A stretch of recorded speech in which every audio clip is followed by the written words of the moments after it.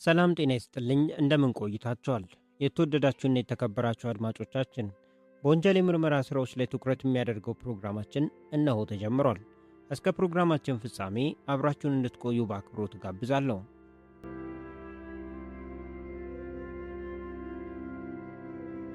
ለዛሬ የያዝነው የወንጀል ታሪካችን ርዕስ ጨለማ ያዋጣው የጓደኝነት ሚስጥር ይሰኛል።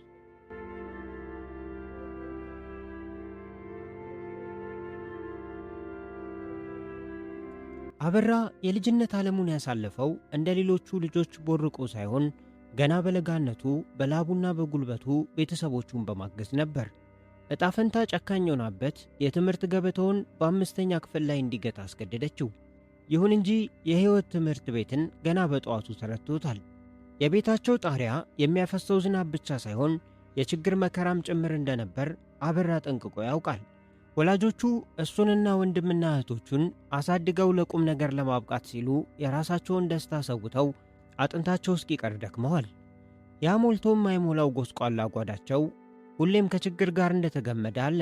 ዛሬ በችግር ያደረው ቤተሰብ የነገን ፀሐይ በባዶ ተስፋ ከመጠበቅ ውጪ ሌላ ምርጫ አልነበረውም።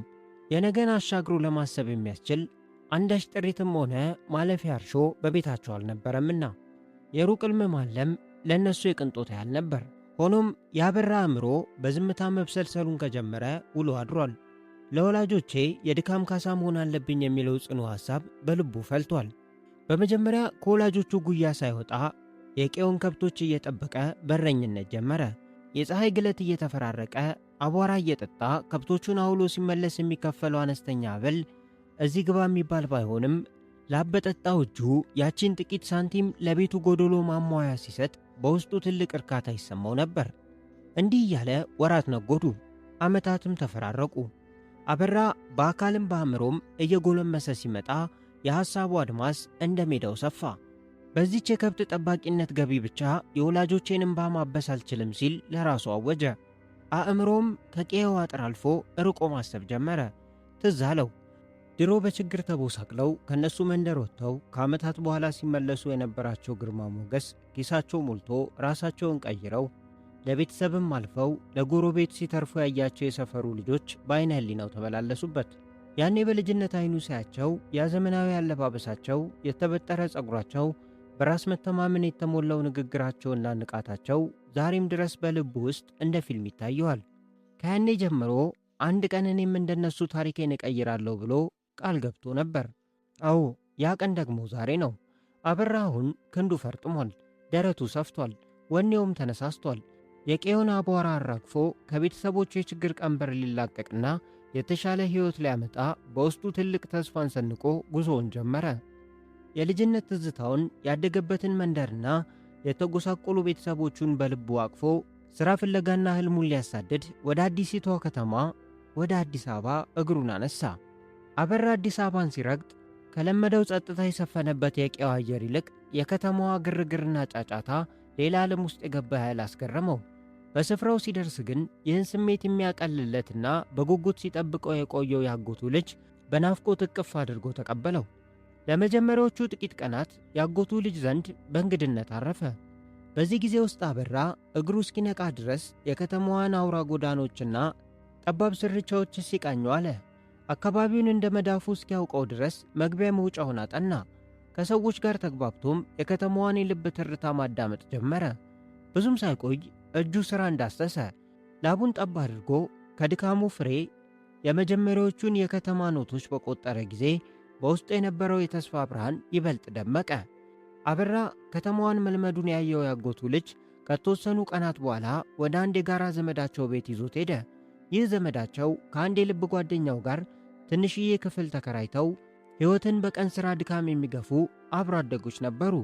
ሙሉ ቀን ፀሐይ ሲገርፋቸውና በሥራ ሲማቅቁ ውለው ማታ ሲገናኙ ግን ያገኙትን በአንድ መሶብ አቅርበው የፍቅር ማዕዳቸውን እንካ ጉረስ እየተባባሉ በፍቅር የሚቋደሱ የዋሆች ነበሩ። የቤት ክራዩንም ሆነ የኑሮ ወጪውን እኩል ነበር የሚጋሩት። ያጎቱ ልጅ ይህንን የአብሮነት ሕይወታቸውን ለአበራ አስረድቶት ከእነሱ ጋር ተቀላቅሎ መኖር ይችል እንደሆነ ሲነግረው የእንጀራ ፈላጊው አበራ ፊት በደስታ በራ። እነዚህ ደጋግ የክፍሉ ነዋሪዎችም አበራ አብሯቸው እንዲኖር ሲጠይቃቸው በፍቅር ተቀበሉት። እኛን መስሎ ችግርና ደስታን ተካፍሎ መኖር ከቻለ ቤታችንም ልባችንም ክፍት ነው በማለት በፍቅር ተቀበሉት። የክፍሉ ነዋሪ ቁጥር ከ2 ወደ 3 ሲያድግ የኑሮ ሸክም አብሮ ቀለለ። ይከፍሉት የነበረው የቤት ኪራይ በ3 ሲካፈል ቀለባቸውም ሲዋጣ ከወትሮ የተሻለ ገንዘብ በእጃቸው መትረፍ ጀመረ። ትርፉንም ለነገው ህልማቸው መቆጠብ ያዙ። ጓስቋላ የነበረችው ጓዳቸውም በሦስቱ ስምምነትና መተጋገዝ ቀስ በቀስ ማሟላት ጀመረች።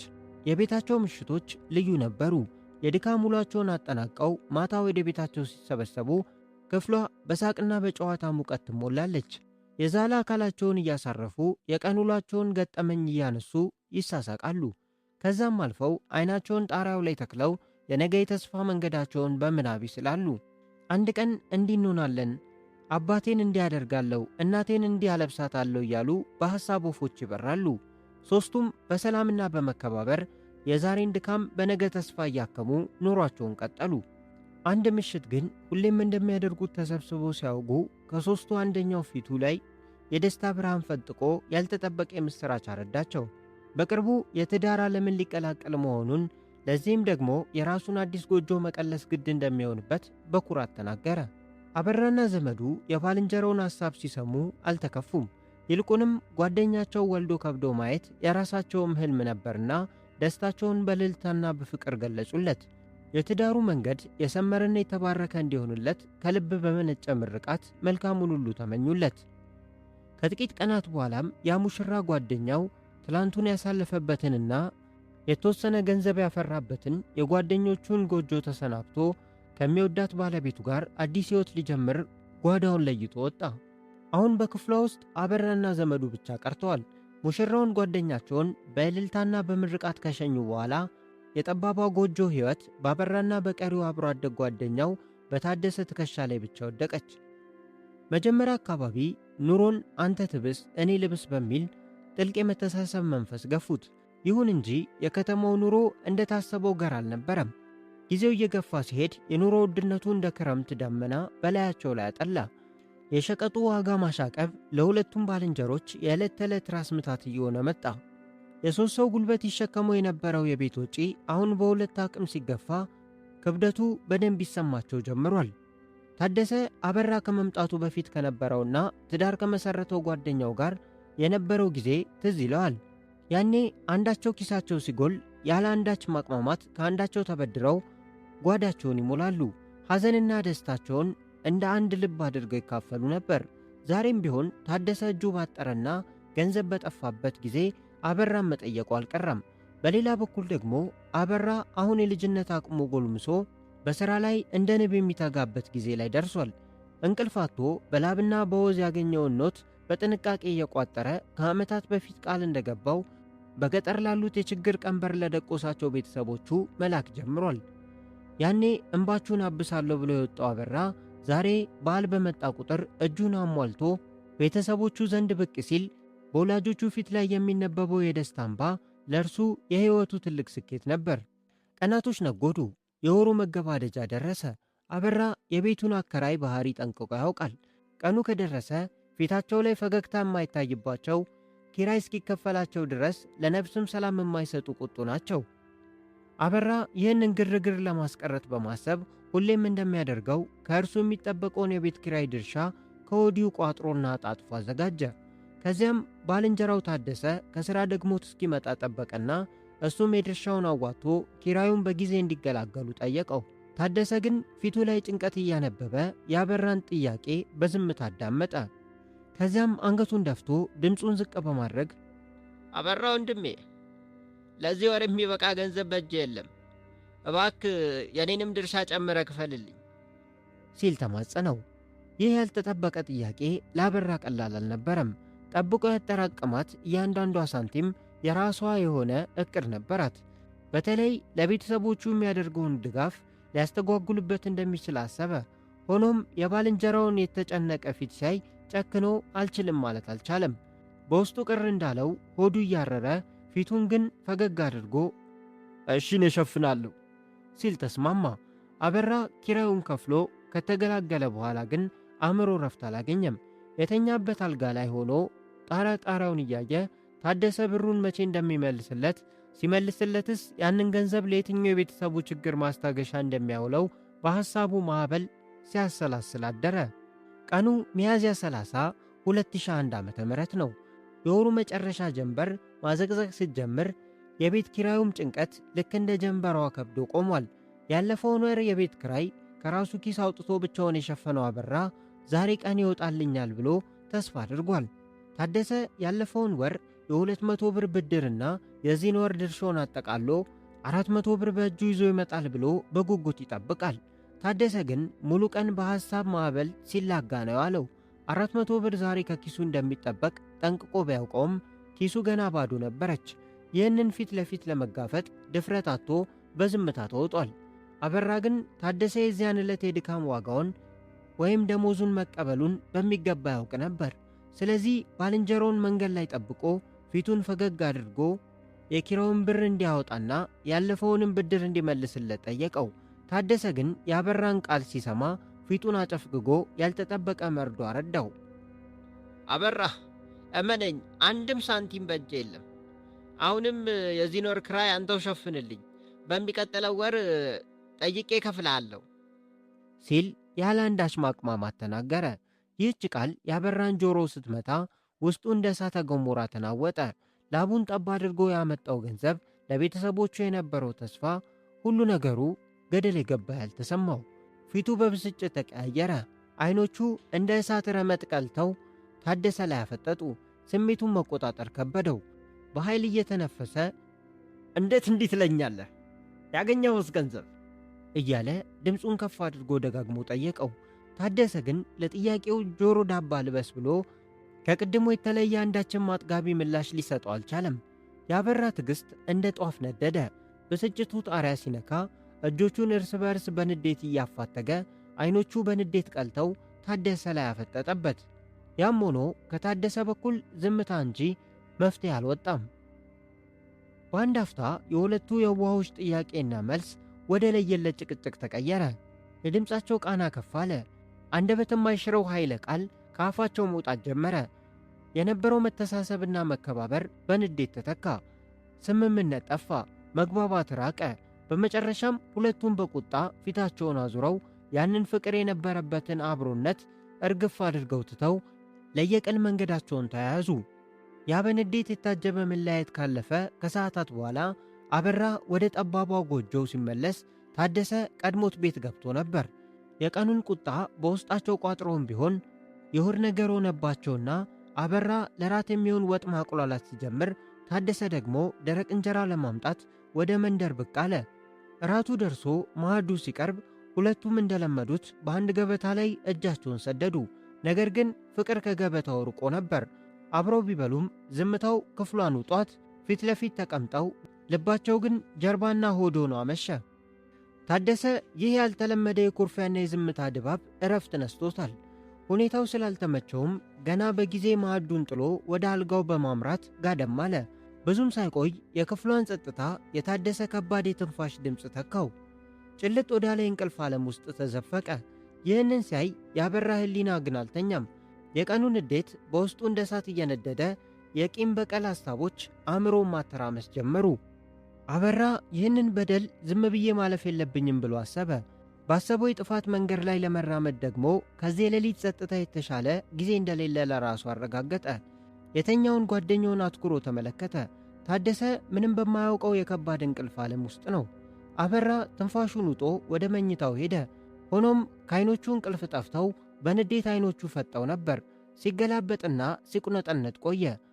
ሰዓቱ እኩለ ሌሊት አልፎ 9 ሰዓት ሆነ። የከተማዋ ጫጫታ ጸጥ ብሏል። አበራ ኮቴውን አጥፍቶ ልክ እንደ ሌባ ተሾልክልኮ ከአልጋው ተነሳና ወደ ባልንጀራው ተጠጋ። የተኛውን ታደሰ በድጋሚ ከቃኘ በኋላ አልተንቀሳቀሰም ብሎ ሲያረጋግጥ ወገቡ ላይ ከሸጎጠው ቢጫ እጀታ ካለው ስለታማ ቢላዋ ጋር እጁን እያማከረ የታደሰን ልብሶች እየመረጠ ሻንጣ ውስጥ መዝለቅ ያዘ። በመቀጠልም ታደሰ ያወለቀውን የቀን ልብስ ኪሶች መፈተሽ ጀመረ። አፍታም ሳይቆይ እጁ የታደሰን የኪስ ቦርሳ አገኘው። አበራ ያሰበው ስለተሳካለት ፊቱ በክፉ ፈገግታ በራ። ነገር ግን ድንገት ቀና ሲል ታደሰ በእንቅልፍ ልቡ ሲገላበጥና ዓይኑን ሲገልጥ አይቶት በድንጋጤ ክው አለ። ያበራ ፊት ላይ የነበረው ያ የክፋት ፈገግታ ገና ሳይጠፋ የሁለቱ የድሮ ወዳጆች አይኖች በድቅድቅ ጨለማ ውስጥ ፊት ለፊት ተፋጠጡ። አበራ የተያዘበትን ድንጋጤ በንዴት ለመሸፈን እየሞከረ ከሻንጣው የዘረፈውን ንብረት አንጠልጥሎ በሩን በርግዶ ሊወጣ ሞከረ። ታደሰ ግን የራሱ ንብረቶች በአበራ እጅ ተይዘው ሲያይ አእምሮ አልተቀበለውም።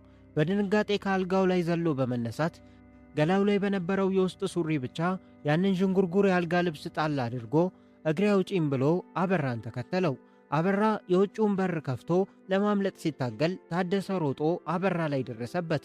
እዚያ በራፍ ላይ የሞትና የሽረት ትግል ተጀመረ። ታደሰ ንብረቱን ለማስለቀቅ በሙሉ ኃይሉ ታገለ። አበራ ግን በድንጋጤና በንዴት ታውሮ በቀላሉ ሻንጣውን አልለቅም ብሎ ወደ ኋላ እየገፈተረው ለማምለጥ ሞከረ። ሆኖም የታደሰን የፈርጣማ ክንድ ጉልበት መቋቋም አቃተው። አበራ ማምለጥ እንደማይችል ትግሉም እንደማያዋጣው ሲረዳ በውስጡ የነበረው ሰይጣናዊ ድምፅ ከዚህ በላይ መታገስ የለብህም ሲል ሹክ አለው። ቅንጣት ታክል ጊዜ አላጠፋም። እጁ ወደ ጎን ተስፈነጠረ።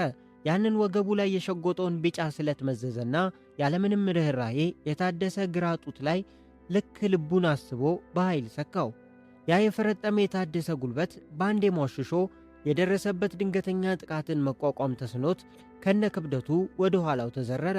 ደም በደረቱ ላይ እየፈሰሰ መሬት ላይ በጀርባው ወድቆ የሞት አፋፍ ላይ ሆኖ ያቺን ጸጥታ የሰፈነባትን ሌሊት በሚሰነጥቅና አንጀት በሚበላ ጭንቅ በተሞላበት ድምፅ ድረሱልኝ ሲል ተጣራ። ያ አንጀት የሚበላ የጭንቅና የጣር የታደሰ የድረሱልኝ ጩኸት የሌሊቱን ጸጥታ ሰንጥቆ ሲያስተጋባ የግቢው ነዋሪዎች ከከባድ እንቅልፋቸው በድንጋጤ ባነኑ። እየተራወጡ በራቸውን በርግደው ሲወጡ በድቅድቁ ጨለማ ውስጥ ያዩት ነገር ቢኖር በጓደኛው ደም እጁን የታጠበው አበራ የግቢውን አጥር እንደ አየር ዘሎ ሲፈተለክና በጨለማው ሲዋጥ ነበር። ወዲያውኑ በአካባቢው ጩኸትና ግርግር ነገሰ። ለፖሊስም ፈጣን ጥሪ ተደረገ። የፖሊስ ፓትሮል መኪና ሳይረን እያሰማ በስፍራው ሲደርስ ግን ሁሉም ነገር አብቅቶ ነበር። ያ የዋህ ከገጠር አብሮት የመጣውን ጓደኛውን አምኖ የተኛው ታደሰ ገና በወጣትነት ዕድሜው በገዛ ባልንጀራዎች ደረቱን ተወግቶ በደም ተነክሮ ነፍሱ ከሥጋው ተለይታለች። ፖሊሶች ወዲያውኑ ስፍራውን አጥረው ጥብቅ የቴክኒክ ምርመራ ጀመሩ። የተደናገጡትን የጎረቤት ምስክሮች ቃል ከተቀበሉ በኋላ ያንን በደም የጨቀየ የሟችን አስክሬን በሐዘን አነሱት። ምንም እንኳን የድርጊቱ ፈጻሚ አበራ መሆኑ ቢታወቅም በቅጽበት በመሰወሩ ምክንያት እሱን አድኖ ለሕግ ለማቅረብ ልዩ የምርመራ ቡድን ተዋቅሮ አሰሳው ተጀመረ። በዚህ ጊዜ አበራ የህሊና እረፍት አጥቶ የጓደኛውን ሕይወት የቀጠፈበት እጁ እየተንቀጠቀጠ ገና በማለዳው አውቶቡስ ተራ ደርሶ ነበር። ልቡ በድንጋጤና በፍርሃት እየመታ ወደ አምቦ ከተማ የሚያመራውን አውቶቡስ ተሳፍሮ ከአዲስ አበባ ሸሸ። አምቦ እንደደረሰ ለማረፍ ያህል ለአንድ ሌሊት አልጋ ይዞ አደረ። በንጋታው ግን ያደረገው ነገር የጭካኔን ጥግ የሚያሳይ አእምሮው ሊቀበለው የሚከብድ ነገር ነበር። ያንን አብሮት በጠባቧ ጎጆ ችግርና ደስታን የተካፈለውን ማታውን በገዛ እጁ የተገደለውን የጓደኛውን ልብሶች ለማመን በሚከብድ ሁኔታ አውጥቶ በ350 ብር ብቻ ሸጣቸው። አዎ የሰው ነፍስ የጓደኛውን ዋጋ የአብሮነት ትዝታውን በ350 ብር ብቻ ተመነ። ከዚያም የፈሰሰው የንጹሕ ሰው ደም ዝም እንደማይለው በውስጡ ስላወቀ ማንነቱን ደብቆ በደላላ አማካኝነት ሥራ ፍለጋ ወደ ፊንጫ ተጓዘ። አበራ እዚያ ርቆ በመሄድ ከፍትህ አምልጦ አዲሱን ሕይወት የጀመረ መስሎት ነበር። ነገር ግን የፈሰሰ ደም አይተኛምና ፊንጫ በደረሰ በጥቂት ቀናት ውስጥ በአካባቢው በነበሩ ንቆ የፖሊስ አባላት የጥርጣሬ እይታ ውስጥ ገባ። ሁኔታው ያላማራቸው ፖሊሶች በቁጥጥር ሥር ውለው ማንነቱን ሲፈትሹት ፍትህ እጇን ዘረጋች። በኪሱ ውስጥ ከተገኙት ነገሮች መካከል ፖሊሶችን አስገርሞ ያልተጠበቀ ምስጢር ያወጣ ማስረጃ ተገኘ። ይኸውም የገደለው የጓደኛው የታደሰ መታወቂያና ፎቶግራፍ ነበር። አበራ ጓደኛውን በቢላዋ ወቅቶ ቢገለውም የታደሰ መታወቂያና ፎቶግራፍ ግን እንደ ሕያው ምስክር ሆኖ ከአበራ ኪስ ውስጥ በመውጣት ነፍሰ ገዳዩን ለሕግ አሳልፎ ሰጠው። ያ ከገጠር ሲወጣ ለቤተሰቡ ተስፋ ሆኖ በጓደኝነት ታምኖ የጀመረው የአበራ ሕልም በስግብግብነትና በክህደት እጁ በደም ታጥቦ በወህኒ ቤት ጨለማ ውስጥ ተጠናቀቀ። የፈሰሰ የንጹሕ ሰው ደም መቼም ቢሆን ደርቆ አይቀርም። የአዲስ አበባ ፖሊስ መርማሪ የሆኑት ረዳት ሳጅን ሲሳይ በላይ ለቀናት እረፍት ነስቶት የነበረውንና በየጊዜው በመዝገብ ቁጥር 1993 ሕዝባር 09 ስር ሲያሰፍሩት የቆዩትን የምርመራ ሪፖርት አበራ በፊንጫ ከተማ በቁጥጥር ስር መዋሉን በሪፖርቱ ላይ አስፍረው በረጅሙ ተነፈሱ። ከዚያም ክህደትና ንዴት ያመጣውን ይህን ዶሴ የፍትህ ሚዛን ይፈርድበት ዘንድ ወደ አቃቢ ሕግ ጠረጴዛ መሩት። አቃቢ ሕግም የሟችን የታደሰን የፍትህ ድምፅ የሚያስተጋቡትን የሰው ምስክሮች ቃል፣ የሕክምና ምርመራ ውጤት እንዲሁም ከአበራ ኪስ የተገኘውን የሟች መታወቂያ ፎቶግራፍ የያዘ የሰነድ ማስረጃ እንደ ብረት አጠናክሮ አሰናዳ። የፍርድ ውሳኔው ለፌዴራሉ ከፍተኛ ፍርድ ቤት ቀረበ። የፍርድ ቤቱ አዳራሽ በዝምታ ተውጧል። ዳኞች የፍትህ ሚዛን በእጃቸው ይዘው የቀረበውን ማስረጃ በጥልቀት መርምረው አበራ የብረት ካቴና በእጁ ጠልቆ ያኔ በሌሊት ጓደኛውን ሲወጋ የነበረው ወኔው ሁሉ ከርቶት አንገቱን ደፍቶ በፍርድ አደባባይ ቆሟል። ቀኑ መጋቢት 18 2001 ዓ.ም ነው። ችሎቱ ለብይን ተሰይሟል። አበራ ጓደኛውን በጭካኔ የገደለበት የሟችን ልብስ በ350 ብር የሸጠበትና በኪሱ መታወቂያውን የያዘበት ማስረጃ ሁሉ እንደ ዶፍ ወረደበት። የፌዴራሉ ከፍተኛ ፍርድ ቤትም የቀረበውን የሰው የሕክምናና የሰነድ ማስረጃዎች መርምሮ ሲያበቃ ግለሰቡ ያለምንም ጥርጥር ነፍስ በማጥፋት ወንጀል ጥፋተኛ መሆኑን በሕግ መዶሻው አረጋገጠ። በመጨረሻም ፍርድ ቤቱ አበራ አብሮ አደግ ጓደኛውን አምኖ በተኛበት በፈጸመው አሰቃቂ የክህደትና የግድያ ወንጀል ምክንያት የ15 ዓመት ጽኑ እስራት በመበየን ያንን በደም የጨቀየ የክስ ዶሴ ለዘላለሙ ዘጋው። ውድና የተከበራችሁ አድማጮቻችን ይህንን ልብ ሰባሪ እውነተኛ የወንጀል ታሪክ ከጅምሩ እስከ ፍጻሜው አብራችሁን ሆናችሁ ስላዳመጣችሁን ከልብ እናመሰግናለን። ለዛሬ ያዘጋጀነው የወንጀል ምርመራ ፕሮግራማችን በዚህ ተጠናቋል። በቀጣይ በሌላ የወንጀል ታሪክ እስከምንገናኝ ድረስ ቸር ቆዩ።